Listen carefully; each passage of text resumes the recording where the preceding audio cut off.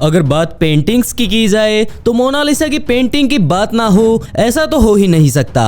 वैसे आपको पता ही होगा कि मोनालिसा दुनिया की सबसे ज़्यादा फेमस पेंटिंग के साथ साथ एक रहस्यमयी पेंटिंग भी है। वो इसलिए क्योंकि इस पेंटिंग को अभी तक सबसे ज़्यादा पढ़ा, लिखा व रिसर्च किया गया है। वो पेंटिंग असल में इतने ज़्यादा अनसुलझे रहस्य की तरह है जिसके बारे में काफ़ी सारे वैज्ञानिकों ने रिसर्च किया है, लेकिन अफसोस की बात यह है कि इस काम में अभी तक किसी भी वैज्ञानिक को सफलता नहीं मिली। लेकिन असल में ऐसा क्या है कि इस पेंटिंग को लेकर वैज्ञानिकों ने इतने ज्यादा शोध किए। अगर आपको इसके बारे में नहीं पता है तो परेशान बिल्कुल ना हो, क्योंकि अगर आप पूरा वीडियो देखते हैं तो आप मोनालिसा के उस हर रहस्य को जान पाएंगे जिसके बारे में आप लोग जानना चाहते हैं। दोस्तों, मोनालिसा की painting famous painter Leonardo da Vinci के द्वारा बनाई गई थी। इनका जन्म 15 अप्रैल 1452 को इटली में हुआ था। इनके पिता एक जाने माने वकील थे और माँ एक गृहिणी। लियोनार्डो विंची का बचपन अपने दादाजी के साथ ही बीता था, जिसके बाद 1469 में लियोनार्डो अपने पिता के साथ फ्लोरेंस वापस आ गए और फ्लोरेंस में ही आकर उन्होंने अपनी बाकी बची हुई पढ़ाई को पूरा किया। और अपने बचपन से ही लियोनार्डो की प्रतिभा लोगों को नजर आने लगी, क्योंकि वो मैथमेटिक्स के बड़ी बड़ी समस्याओं को भी चुटकियों में हल कर लेते थे। जब वो 14 साल के हुए तो उनके मन में मूर्तियां बनाने का शौक अचानक से पैदा हुआ। 14 वर्ष की आयु में ही उन्होंने काफी सारी ऐसी मूर्तियां बनाई जिन्हें देखकर लोग काफी ज्यादा सराहने लगे। और इसी वक्त में लियोनार्डो विंची पेंटिंग बनाने का शौक चढ़ने लगा और इसी के चलते उन्होंने लगातार एक के बाद एक काफी सारी पेंटिंग बनाई, जिन पेंटिंग्स ने उन्हें दुनिया भर में प्रसिद्ध करवाया। वो मशहूर पेंटिंग मोनालिसा ही है जिसे आप देख रहे हैं। इसे विंची ने आज से लगभग 500 साल पहले बनाया था और इस बात को जानकर भी शायद आप लोग हैरान रह जाएं कि इस पेंटिंग को बनाने में उन्होंने लगभग 12 साल लगा दिए थे। दोस्तों, मोनालिसा का मतलब होता है माय लेडी। ये पेंटिंग अपने आप में इतनी ज्यादा खूबसूरत है कि इसके मुकाबले किसी भी पेंटिंग को रखा जाए तो वो इसके आसपास भी नहीं ठहर पाती। ये सिर्फ एक पेंटिंग नहीं जबकि अपने आप में एक मिस्ट्री है। और मैं ऐसा क्यों कह रहा हूँ ये बात आप वीडियो में आखिर तक जान जाएंगे। दोस्तों, इस पेंटिंग की सबसे अनोखी बात इसकी मुस्कान है, क्योंकि मोनालिसा की पेंटिंग को जब आप किसी एंगल से बदल कर देखते हैं तो आपको हर एंगल से अलग दिखाई देगी। पहली बार देखने पर वो काफी ज्यादा मुस्कुराती दिखाई देती हैं, लेकिन कुछ ही देर बाद उनकी मुस्कान फीकी पड़ने लगती है और लगातार काफी देर तक देखने के बाद ये मुस्कान बिल्कुल गायब हो जाती है। शायद आप इस बात को जानकर विश्वास ना करें, लेकिन सिर्फ मोनालिसा के होठों को बनाने में विंची को लगभग 12 साल का समय लगा था। पहले तो मोनालिसा की पेंटिंग इतनी ज्यादा फेमस नहीं थी, लेकिन इसके पीछे की एक इंटरेस्टिंग कहानी ये है जहां ये पेंटिंग एक चोर की वजह से काफी ज्यादा मशहूर हो गई थी। जब मोनालिसा की पेंटिंग चोरी हुई तो इसके बारे में काफी लोग जानते थे और काफी लोग इससे अनजान भी थे, लेकिन इसके बाद इसके साथ घटने वाली घटना ने इसको दुनिया भर में फेमस कर दिया। हुआ कुछ ऐसा कि जब ये पेरिस के एक म्यूजियम में रखी हुई थी, उस समय म्यूजियम में काम करने वाले एक व्यक्ति ने इसे चुरा लिया और उससे जब इसके चोरी करने का कारण पूछा तो उसने इसको चोरी करने के पीछे एक बड़ा ही अजीब कारण बताया। उस व्यक्ति ने कहा था कि उसे इस पेंटिंग की मुस्कुराहट से प्यार हो गया। जब वो इस पेंटिंग को देखता था तो उस पेंटिंग में छपी मोनालिसा भी उसको मुस्कुराहट के साथ देखती थी और धीरे धीरे उसे इस पेंटिंग से प्यार होने लगा, जिसके बाद उसने एक दिन उसे चुरा लिया। इसके जवाब को जानकर हर कोई हैरान था। आखिरकार एक पेंटिंग से किसी व्यक्ति को प्यार कैसे हो सकता है? और जब ये खबर न्यूज़पेपर में आई तो लोगों के बीच इस पेंटिंग को देखने के लिए होड़ ही मच गई और लोग देश विदेश से भी स्पेशली इसकी स्माइल देखने के लिए आते थे।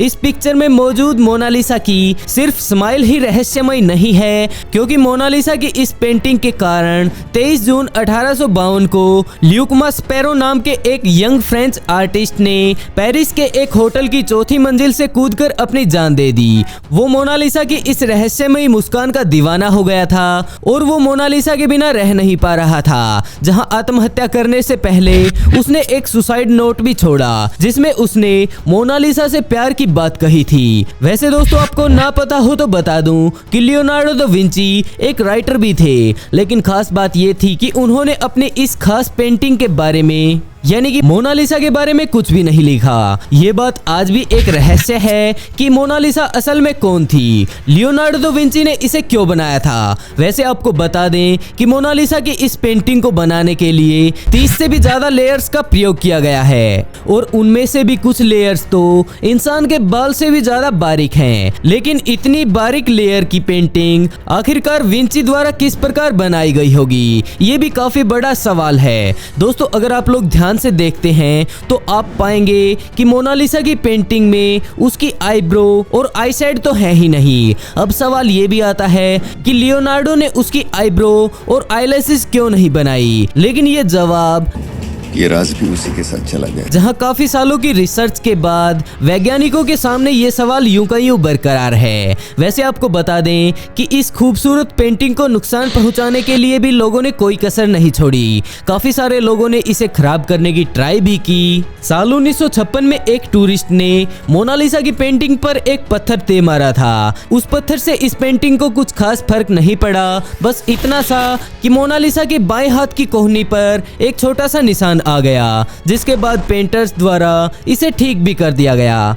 इससे पहले भी एक व्यक्ति ने इसके ऊपर एसिड फेंका था, लेकिन यह भी मोनालिसा की पेंटिंग का कुछ नहीं बिगाड़ पाया। इसके बाद एक लेडी ने मोनालिसा की पेंटिंग पर स्प्रे डालकर उसे खराब करने की कोशिश की थी, लेकिन इतने लोगों के द्वारा किए गए हमले के बाद भी आज ये पेंटिंग बिल्कुल सही सलामत रखी है। वर्ल्ड वॉर 2 के दौरान मोनालिसा की पेंटिंग को उसे अपनी जगह से लगभग 6 बार बदला गया था ताकि ये पेंटिंग नाजियों के हाथ न लग जाए। वैसे मोनालिसा की पेंटिंग को लेकर पैरानॉर्मल साइंटिस्ट ने भी चौंकाने वाले दावे किए हैं। दरअसल इन पैरानॉर्मल साइंटिस्ट का कहना है कि उनकी पेंटिंग में एक एलियन छिपा हुआ है। उनका कहना है कि इस पेंटिंग को अगर लेफ्ट साइड से अगर एक मिरर से टच करवा दिया जाए तो एक एलियन जैसी आकृति बनती है। इस बात को बढ़ावा तब मिला जब इससे जुड़ी हुई एक थ्योरी सामने आई। दरअसल इस थ्योरी में कहा गया था कि लियोनार्डो दा विंची ने पेंटिंग के लेफ्ट साइड में काफी सारे सीक्रेट मैसेज छोड़े हैं।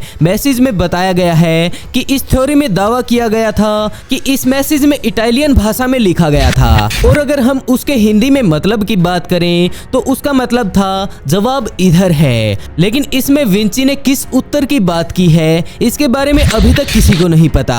वैसे आपको देखने में लग रहा होगा कि ये काफी ज्यादा छोटी पेंटिंग है, लेकिन आपको बता दें कि इसका साइज 30 बाय 21 का है और इसका वजन भी लगभग 8 किलो का है। विंची ने इस पेंटिंग को कागज पर नहीं, जबकि उन्होंने इस पेंटिंग को लकड़ी के एक हिस्से पर ऑयल पेंट द्वारा बनाया था। यहाँ पर एक बात जो सोचने को मजबूत कर देती है वो ये है कि लियोनार्डो दा विंची के समय में कागज पेपर मौजूद थे, लेकिन फिर भी उन्होंने इस पेंटिंग के लिए लकड़ी का ही प्रयोग क्यों किया। दोस्तों आज से लगभग 2 दशक पहले एक डॉक्टर ने मोनालिसा की स्माइल को लेकर एक खुलासा भी किया था। इस डॉक्टर ने कहा था कि मोनालिसा की इस स्माइल का रहस्य उसके ऊपर की 2 दांतों का टूटना हो सकता है। यही कारण है कि इसका ऊपरी होठ थोड़ा दबा हुआ है। उनका कहना था कि मोनालिसा की मुस्कुराहट नहीं बदलती, जबकि इसको देखने वाले इंसान का माइंडसेट बदल जाता है। यानी कि अगर साफ साफ बात कही जाए कि ये सब दिमाग का खेल है। जिस तरह से आप मोनालिसा के चेहरे को देखते हैं वो ठीक उसी प्रकार आपको दिखाई देता है, और बात इस चीज पर भी डिपेंड करती है कि आप फोकस कहां पर करते हैं, क्योंकि अगर आप स्माइल पर फोकस करते हैं तो वो आपको मुस्कुराती दिखाई देगी। दोस्तों कई लोगों का कहना है कि मोनालिसा जिस हिसाब से अपने दोनों हाथों को मोड़कर बैठी है, इससे पता चलता है कि वो प्रेग्नेंट थी और वो इससे अपने पेट को छिपाने की कोशिश कर रही थी। लेकिन वो सिर्फ अनुमान है, लेकिन इसके पीछे की सच्चाई के बारे में कोई नहीं जानता। एक फेस रिकवर स्कैनर से पता चलता है कि मोनालिसा की पेंटिंग में 83% खुशी, 9% घृणा, 6% डरी हुई और 2% गुस्से में है। वहीं उसके बॉडी स्ट्रक्चर को देखकर कुछ लोगों का कहना है कि मोनालिसा किसी महिला की नहीं जबकि किसी पुरुष की पेंटिंग है, जिसे गलती से महिला मान लिया गया है। वहीं कुछ लोगों का यह भी कहना है कि मोनालिसा की पेंटिंग असल में लियोनार्डो दा विंची की मां की पेंटिंग है। उन्हें अपनी मां से काफी ज्यादा प्यार था, जिसके चलते वो उनकी पेंटिंग बनाते हैं। वहीं कुछ लोगों का यह भी मानना है कि मोनालिसा लियोनार्डो दा विंची की खुद की पेंटिंग है। उन लोगों का मानना है कि जिस समय वो युवा हुआ करते थे और उनकी दाढ़ी नहीं उगी थी, वो उस समय कुछ इसी प्रकार के दिखाई देते होंगे, क्योंकि इन दोनों के चेहरों में काफी ज्यादा समानताएं हैं। वहीं कुछ ऐसे भी हैं जो इस बात का समर्थन नहीं करते, जहां उनका मानना है कि मोनालिसा उनकी माँ की या फिर खुद की नहीं, जबकि किसी अन्य की पेंटिंग है। लेकिन इसके बारे में कोई नहीं जानता कि वो असल में है किसकी, जिसके बाद मोनालिसा का रहस्य फिर से एक रहस्य ही बनकर रह जाता है।